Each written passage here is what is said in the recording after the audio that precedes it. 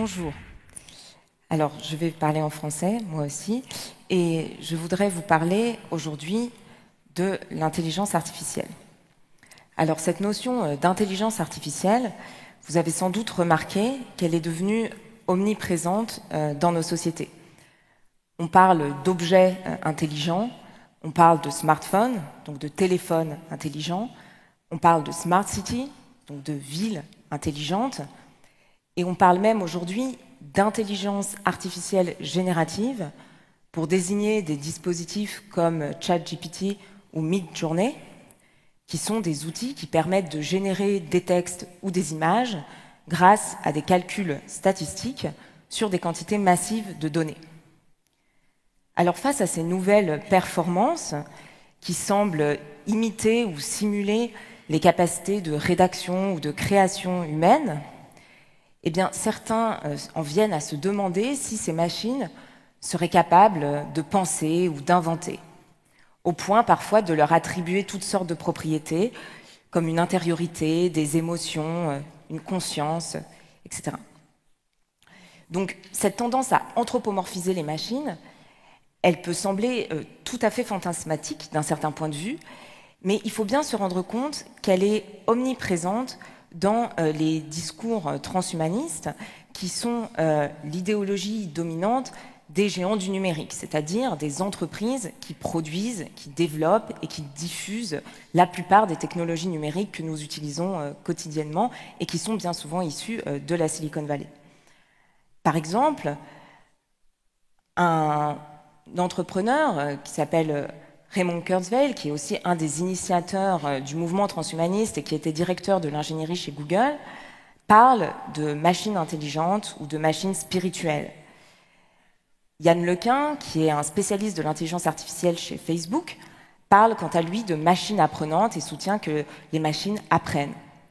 Et puis on retrouve ce même type de vocabulaire dans la lettre qui a été publiée et co-signée récemment par Elon Musk sur les dangers de l'intelligence artificielle, où il était question cette fois-ci d'esprit numérique censé constituer une nouvelle menace pour l'humanité.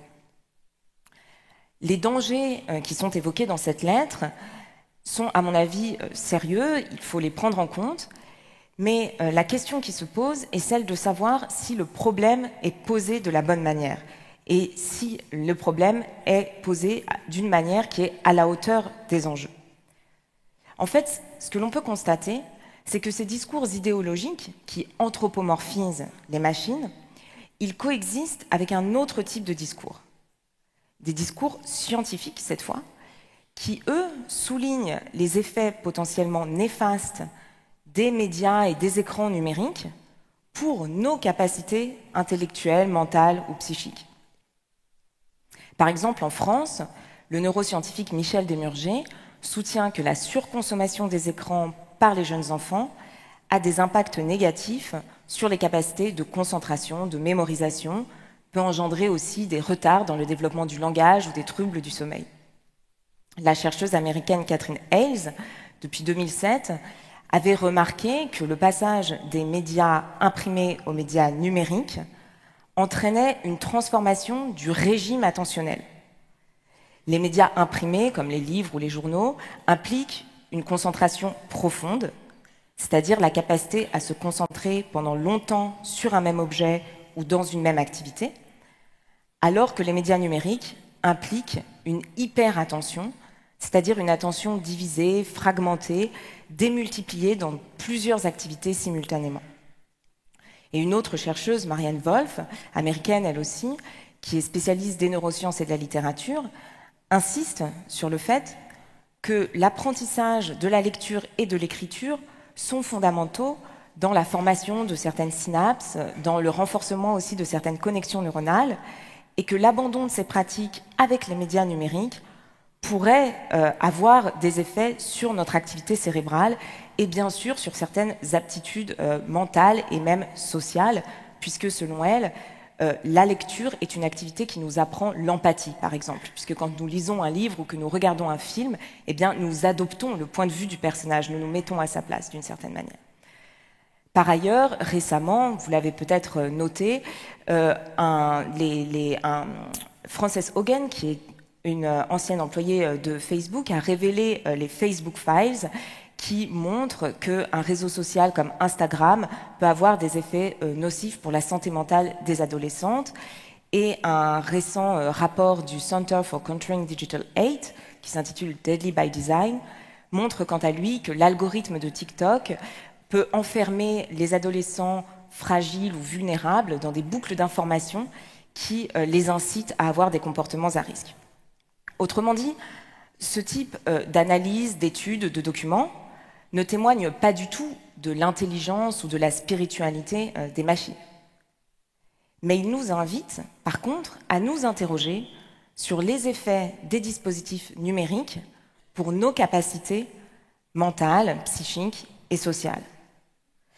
Autrement dit, le danger, ce qui serait à craindre, ce ne serait pas l'avènement soudain d'une super intelligence artificielle ou d'une intelligence artificielle générale, mais ce serait bien plutôt la destruction progressive de nos esprits individuels et collectifs qui sont devenus aujourd'hui une nouvelle ressource pour les industries numériques. En effet, la plupart des industries numériques fonctionnent sur un modèle d'affaires qu'on appelle l'économie de l'attention. L'économie de l'attention, a pour fonction, disons, de capter nos attentions le plus longtemps possible grâce à des technologies persuasives.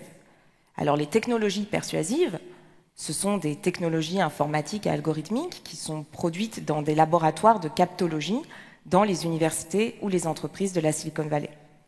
La captologie, c'est une technoscience qui articule plusieurs disciplines scientifiques, comme l'informatique, l'algorithmique, le design, mais aussi la psychologie comportementale, la psychologie cognitive, les neurosciences, afin de concevoir et de développer des technologies qui influencent la manière dont nous pensons et dont nous agissons.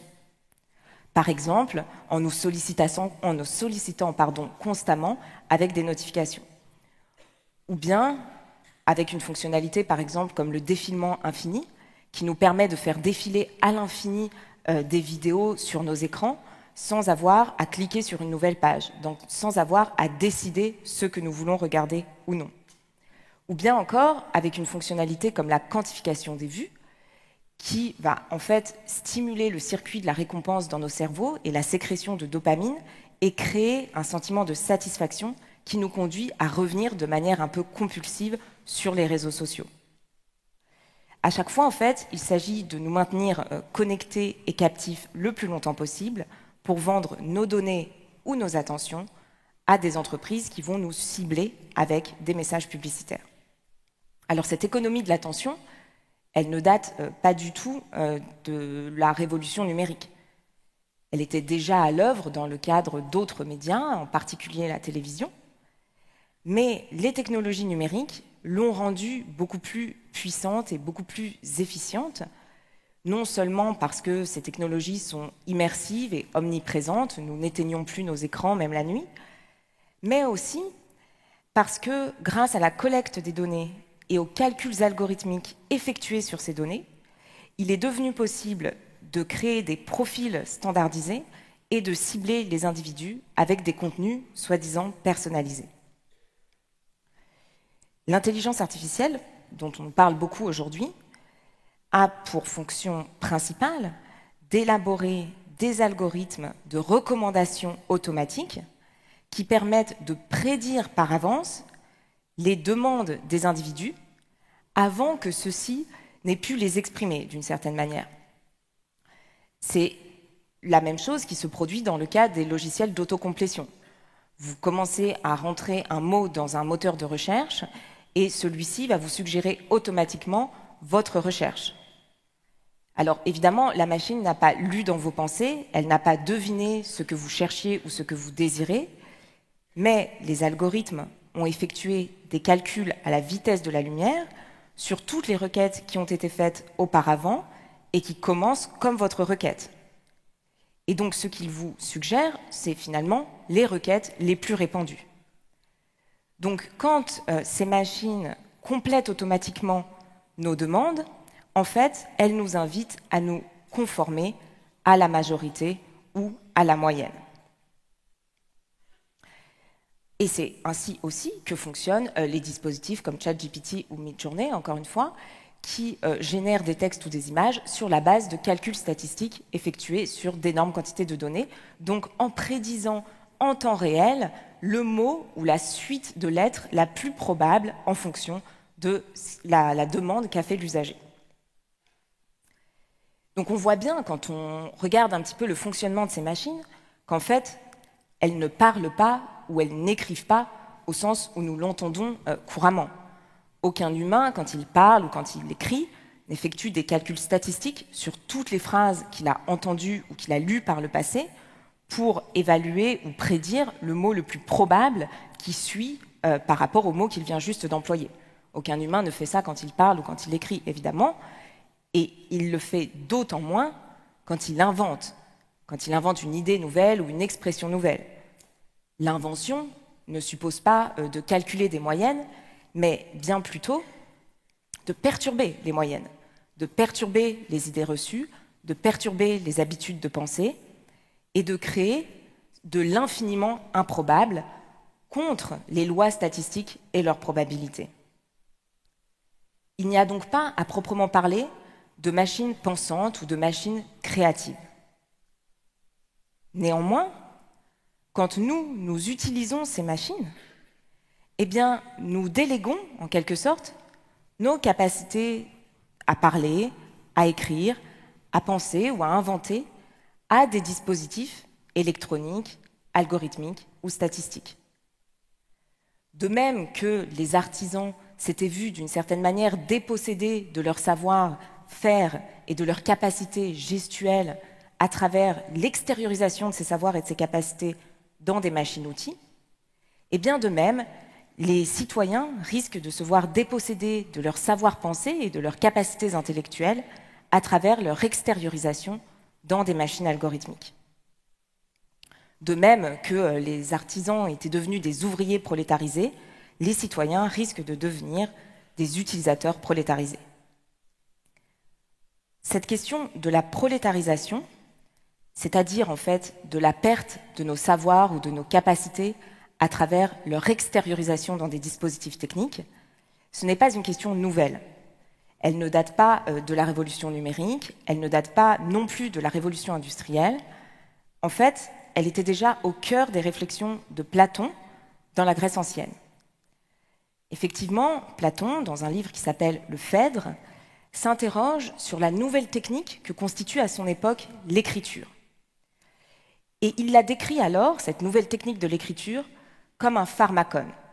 Le terme grec pharmakon signifie deux choses à la fois, le remède et le poison. Ce que Platon veut dire ainsi, c'est que l'écriture constitue un remède pour la mémoire, puisqu'elle permet d'extérioriser, de stocker toutes sortes de connaissances, et donc de remédier aux failles de la mémoire vivante. Mais en même temps, l'écriture peut aussi constituer un poison, puisque une fois que ces connaissances auront été extériorisées et stockées, eh bien, les individus vivants ne feront plus l'effort de se les remémorer par eux-mêmes et donc de les interpréter et de les transformer. Autrement dit, si l'écriture est fondamentale pour la conservation et pour la circulation des savoirs, eh bien, elle peut aussi être dangereuse pour la formation des capacités mémorielles et pour l'évolution de la culture collective. Donc ce que Platon nous invite à faire, en fait, dans ce texte, c'est finalement à déconstruire les discours transhumanistes actuels sur l'augmentation technologique. Puisque ce qu'il montre, c'est qu'une technique n'est jamais seulement bénéfique. Ce qui semble nous augmenter peut toujours aussi, en même temps, nous diminuer. Et c'est évidemment ce qui se passe aujourd'hui avec les nouvelles formes d'écriture numérique et réticulaire, qui sont les écritures contemporaines, qui nous permettent de stocker des quantités massives de données, de générer des quantités massives de suites de signes, mais qui peuvent aussi détruire nos capacités de décision, d'expression ou d'invention, au point de créer ce que le philosophe Bernard Stiegler appelait une bêtise artificielle ou une prolétarisation généralisée. Alors pour faire face à ces enjeux, eh bien, il n'est pas forcément utile de spéculer sur les esprits des machines. Par contre, il semble nécessaire de concevoir, de développer, d'expérimenter des technologies qui nous permettent à nous d'exercer nos esprits, c'est-à-dire nos facultés de mémorisation, de réflexion, d'interprétation et de délibération collective. Et ça, c'est tout à fait possible. Il faut néanmoins, pour pouvoir le faire, questionner les modèles économiques et les fonctionnalités technologiques des dispositifs numériques. Mais par exemple, une encyclopédie collaborative comme Wikipédia permet l'expression de points de vue singuliers, la délibération collective, le partage de savoir, la production d'un commun pour l'humanité. L'association Tournesol propose quant à elle un système de recommandation collaborative au sein duquel les individus peuvent recommander eux-mêmes des contenus qu'ils jugent pertinents ou d'utilité publique, et la recommandation ne se fait plus en fonction des intérêts des géants du numérique.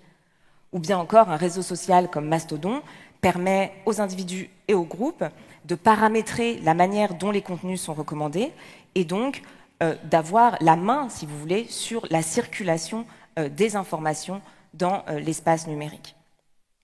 Toutes ces technologies, en fait, ce sont des technologies vraiment intelligentes. Non pas au sens où elles penseraient comme les humains ou à la place des humains, mais au sens où elles permettent aux humains de penser collectivement. Et c'est ce type de technologie dont, à mon avis, nous avons besoin aujourd'hui pour faire face notamment aux enjeux de la diffusion massive de fausses informations. Autrement dit, aujourd'hui, il semble nécessaire d'abandonner le mythe de l'intelligence artificielle et de mettre les technologies numériques au service de l'intelligence collective. Je vous remercie de votre attention.